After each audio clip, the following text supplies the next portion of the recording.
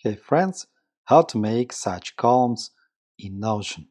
First let's create names of columns: education, work, people, and entertainment.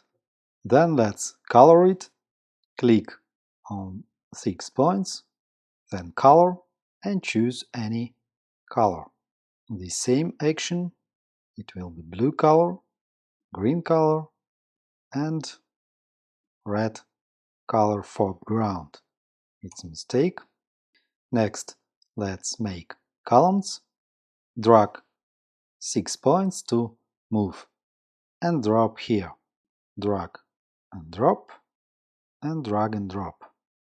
We have 4 columns and here we can create any pages. For example, university,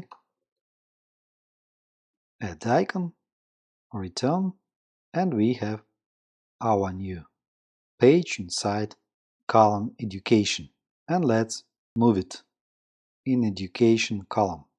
It's okay. Thanks for the watching, good luck and goodbye.